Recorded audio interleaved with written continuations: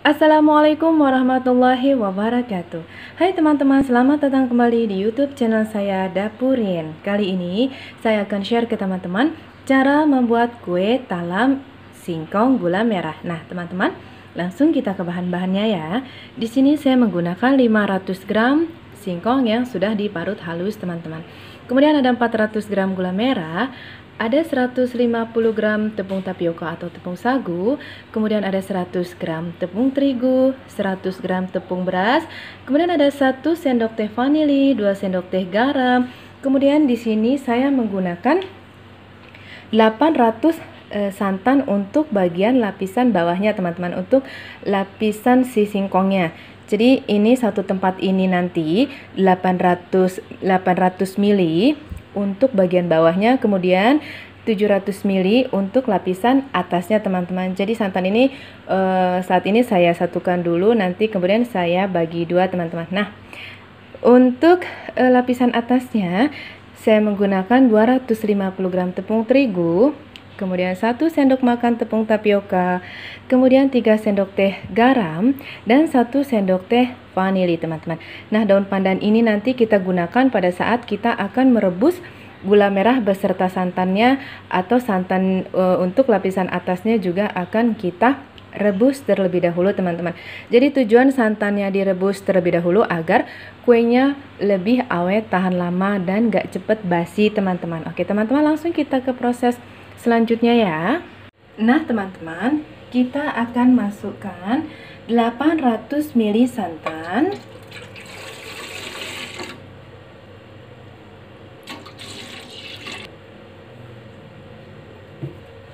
kemudian kita masak beserta gula merah dan daun pandannya, teman-teman.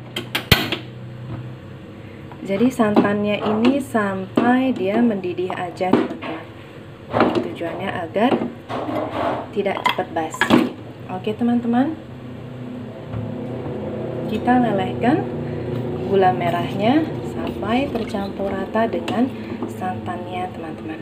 Nah, teman-teman, bersamaan dengan itu kita juga akan rebus 700 ml santan yang untuk lapisan atasnya, teman-teman.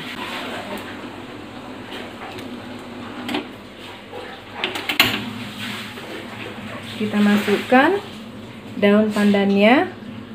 Jadi ini kita masak untuk yang lapisan atasnya, teman-teman. Jadi ketika kita campurkan dengan bahan yang lain, nanti santannya sudah dalam kondisi dingin, teman-teman.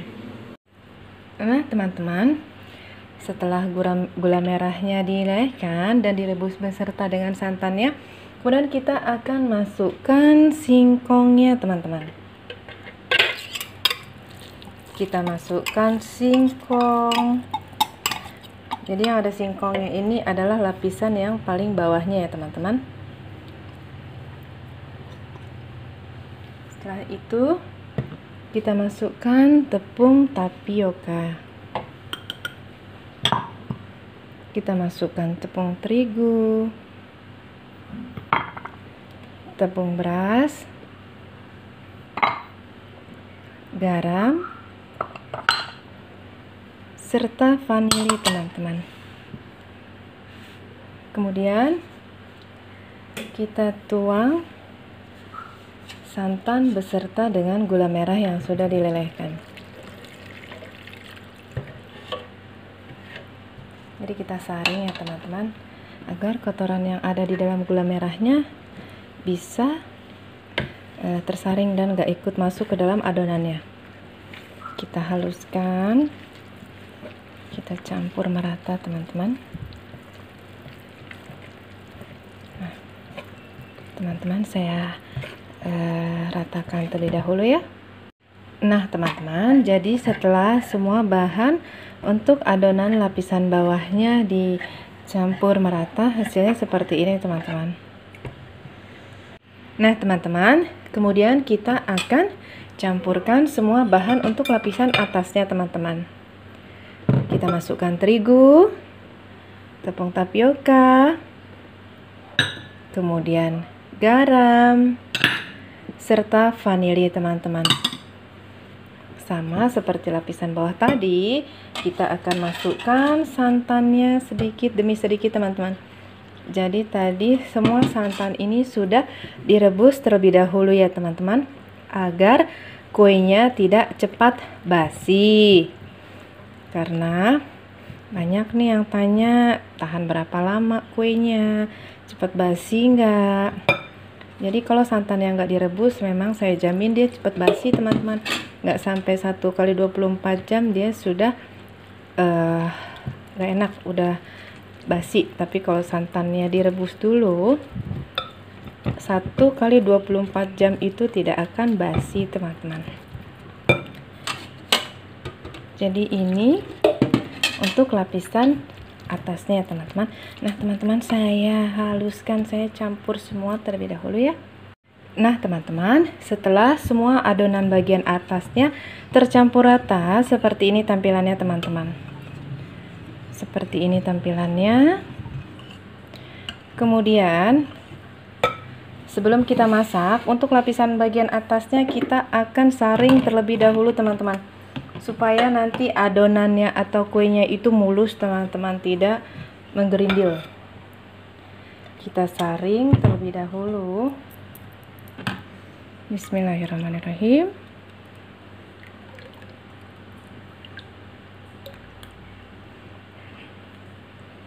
Nah, kita saring seperti ini teman-teman.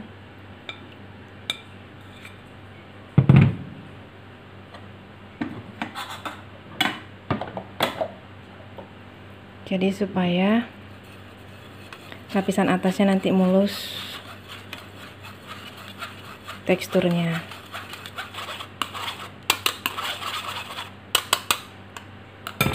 Nah teman-teman, seperti ini tampilannya. Jadi adonan itu lebih licin, lebih mulus teman-teman. Nah langsung kita ke proses pemasakannya ya. Nah teman-teman, sebelum kita masukkan adonannya ke dalam cetakan, kita akan oles cetakannya terlebih dahulu menggunakan minyak sayur atau minyak goreng seperti ini teman-teman. Jadi selagi saya panaskan kukusannya, cetakannya kita oleskan minyak goreng seperti ini teman-teman. Tujuannya agar nanti ketika kuenya akan dikeluarkan, dia nggak akan lengket teman-teman. Tinggal kita congkel aja, kemudian kuenya akan copot dengan sendirinya. Nah seperti ini teman-teman. Kita oles terus semuanya.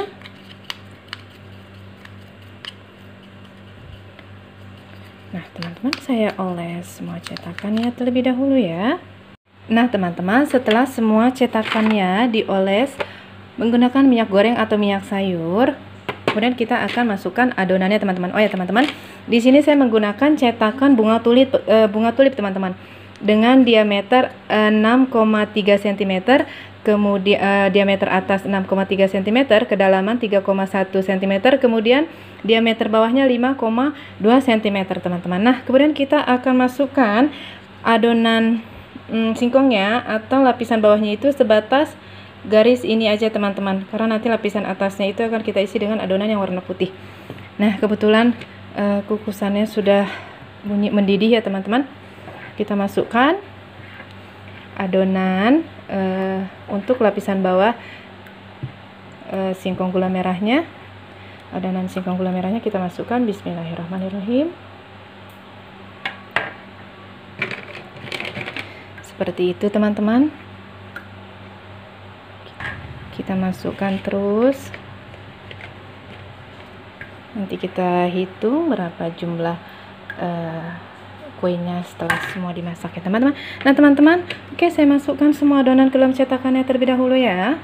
Nah teman-teman, semua adonannya sudah, semua cetakannya sudah terisi rata. Kemudian kita masukkan ke dalam kukusannya teman-teman.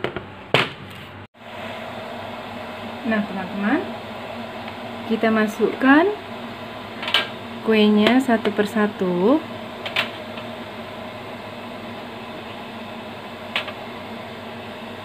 Kita kukus kurang lebih 10 menit teman-teman, sampai adonan lapisan bawahnya mengering. Baru nanti kita akan masukkan adonan lapisan atasnya teman-teman, karena nanti kalau dicampur atau kalau masih basah lapisan bawahnya, nanti ketika kita masukkan lapisan yang di atasnya kuenya akan tercampur. Jadi layernya nggak akan kelihatan antara warna coklat yang di bawahnya dan warna putih yang di atasnya. Oke teman-teman. Ups, tumpah. Kemudian kita tutup dengan kain kukusannya teman-teman. Kemudian kita tutup kukusannya teman-teman agar air uapnya tidak masuk ke dalam kuenya teman-teman. Oke teman-teman, kita tunggu kurang lebih 10 menit ya. Nah teman-teman, setelah 10 menit kemudian kita akan masukkan lapisan bagian atasnya teman-teman. Kita masukkan sampai dia full ya teman-teman.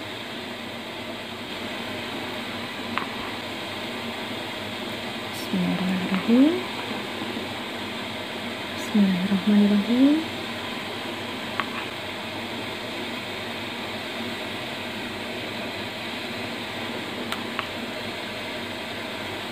Nah, jadi kalau lapisan atas, bawahnya sudah mengering sedikit, jadi lapisan atasnya itu nggak tembus teman-teman. Jadi lapisan bawah itu nggak tembus ke atas. Tapi kalau lapisannya masih basah, kita langsung taruh lapisan atasnya, nanti warnanya akan tercampur teman-teman. Nah teman-teman, saya selesaikan untuk menaruh adonan bagian atasnya dulu ya. Nanti setelah semua adonan bagian atasnya dimasukkan, kemudian kita akan kukus kembali kurang lebih selama 15 menit teman-teman. Dan nanti juga kita akan tes tusuk menggunakan tusuk sate untuk melihat apakah bagian dalamnya sudah matang atau belum. Nah teman-teman, saya selesaikan dulu ya. Nah teman-teman, sudah 15 menit kedua.